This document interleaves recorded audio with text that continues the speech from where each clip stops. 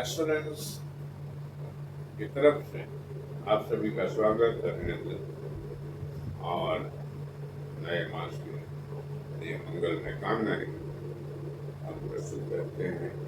आपका अभिवादन। दोस्तों, आजकल पिछले कुछ वर्षों से करीब एक दशक से एक मिथक जनता को परेशान कर रहा है, वो है ज्योतिष में काल सर्प योग।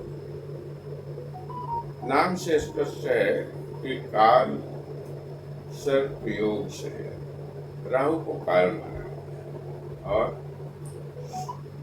सर्प का मुंह और केतु को उसकी पुच्छ माना। हमारे ऋषियों ने काल सर्प दोष नामक कोई दोष की चर्चा ही नहीं की। महर्षि पाराशर ने सर्प दोषों को बताया। केवल केरल की एक करीब 500 साल पुरानी एक पुस्तक में काल सर्प का उदाहरण दिया है। महान इस सदी के महान ज्योतिषाचार्य मेरे गुरु प्रोफेसर वी रमन इस पे अपने अनुसंधानात्मक लेख में लिखा कि काल सर्प जैसा कोई दोष नहीं है और ये बाद में लाया गया है। हमारे महर्षियों ने इसका ग्रंथों में उल्लेख नहीं किया है। उन्होंने ये भी लिखा कि एक पुस्तक में इसका उल्लेख है, लेकिन जो जिस काल सर्प को उन्होंने व्याख्यापित किया है उसमें यह है कि राहु जहाँ बैठा है आपकी कुंडली में, उससे एंटी क्लॉकवाइज चलिए नॉर्थ इंडियन पद्धति में और साउथ इंडियन पद्धति में क्लॉकवाइज चलिए। यदि राहु और केतु के बीच सारे ग्रह 7 ग्रह उसके मध्य हो तब काल सर्प दोष माना जा सकता है। प्रोफेसर के एन राव कहते हैं कि काल सर्प दोष एक मिथक है। इसकी आड़ में जनता को लूटा जा रहा है। हमने भी ये पाया कि कोई भी चार्ट हो कंप्यूटर पे आप डाल दो, चार्ट में कोई न कोई तरह का काल सर्प दोष 12 तरह के या इससे भी ज्यादा तरह के काल सर्प योग बता देते हैं। आम आदमी परेशान हो जाता है कि ये तो काल सर्प बड़ा खराब है और उसके काम बिगड़ रहे हैं। लेकिन मित्रों, आप देखिए कि पंडित जवाहरलाल नेहरू जी के चार्ट में भी काल सर्प योग, इंदिरा जी के चार्ट में काल सर्प योग था, मोरारजी देसाई के चार्ट में काल सर्प योग था, चंद्रशेखर सिंह प्रधानमंत्री जो बने उनको भी काल सर्प योग था। तो काल सर्प योग जो है, जो ये बता रहे हैं वो इतना नुकसान नहीं करता है। और दुर्भाग्यवश हमारे कुछ निहित स्वार्थी लोगों ने तरह तरह के काल सर्प की संज्ञा दी। वो सब गलत है, भ्रामक है।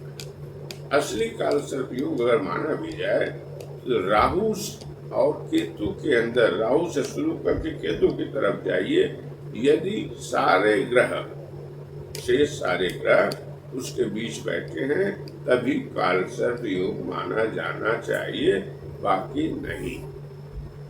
ये काल सर्प योग अचानक घटनाएं घटित कराता है। आपको ये देखना होगा कि आपकी कुंडली में काल सर्प योग किन किन भावों से संबंधित हो रहा है, उसके अनुसार उपाय होगा। तो यदि काल सर्प योग 1 और 7 में है, राहु 1 में है, केतु 7 में है, पहले भाव में और 7वें भाव में, बाकी सारे के ग्रह 1 से लेके 7 भाव में है, और केतु के साथ कोई ग्रह नहीं बैठा है, या केतु के साथ जो ग्रह बैठा है उसकी वो केतु की डिग्री से ज्यादा नहीं है, यानी उसकी डिग्री के अंदर ही आता तभी माना है। उस स्थिति में सामान्य जो है, जो उपाय है कि एक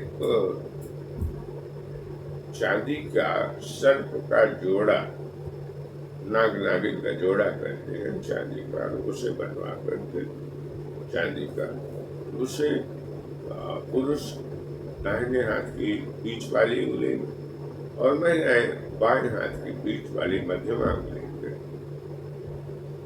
शनिवार या गुरुवार को धारण करें। इससे उनको काल सर्प दोष से छुटकारा मिलेगा, उसके दुष्प्रभाव से छुटकारा मिलेगा। अब आप कहेंगे कि जो है जो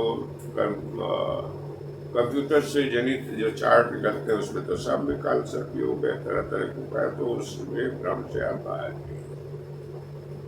यदि आपको संशय है तो आप हमारी वेबसाइट www.astrolens.com पे अपने सवाल पूछ सकते हैं, अपने डाटा भेज सकते हैं और हम आपको सही उपाय सुझाएं। अब काल सर्प योग से वास्तव में जो पीड़ित हैं या प्रभावित हैं उनको भगवान शिव का साल में एक बार रुद्राभिषेक कराना चाहिए और ओम नमः शिवाय का जप करना चाहिए। रोज कम से कम एक माला ओम नमः शिवाय का जप करना चाहिए। इससे काल सर्प के दोष से मुक्ति मिलेगी या राहत मिलेगी। अब इसका आप लॉजिक समझ, राहु जो है सांप का मुंह, तो राहु और केतु ये वक्री गति से चलते हैं, उल्टा चलते हैं। बाकी ग्रह सीधी गति से चलते हैं, क्लॉकवाइज चलते हैं। नॉर्थ इंडियन जो कुंडली है और साउथ इंडियन में एंटी क्लॉकवाइज। तो ये माना जाता है कि राहु को जब ही कोई ग्रह वो आगे बढ़ता है उसको राहु मुंह में ले लेता है, और जब वो केतु को क्रॉस कर जाता है वो ग्रह, तब जाके उससे छुटकारा मिलता है। इस तरह से उसकी पोटेंसी है जो ग्रहों की है वो काल सर्प दोष के कारण वो मटेरियलाइज नहीं, किसी न किसी तरह की समस्या होगी।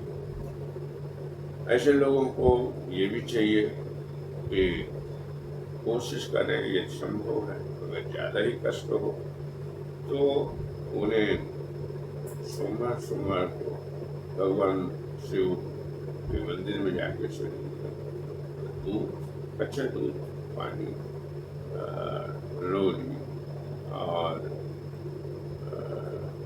एक नीला पुष्प वो अर्पित करें भगवान को। इससे लाभ। दोस्तों, यदि ये वीडियो आपको पसंद आए तो इसे लाइक करिएगा, शेयर करिएगा। हाँ, इसे सब्सक्राइब करना न भूलें। सब्सक्राइब करने में आपका कोई पैसा नहीं कटता है, आप पे कोई बोझ नहीं आता है, बल्कि हम जो भी वीडियो डालते हैं वो सबसे पहले उसका आप तक पहुंचता है, आपको ढूंढना नहीं पड़ता है।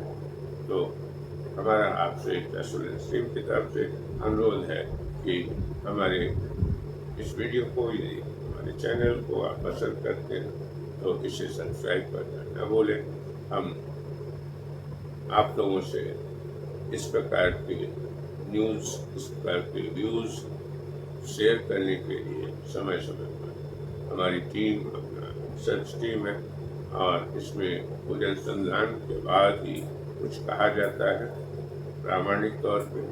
तो आप प्रामाणिक ज्योतिष का ज्ञान और निदान ये मिलता रहे, इसके लिए हमारे चैनल को सब्सक्राइब आवश्यक है। धन्यवाद।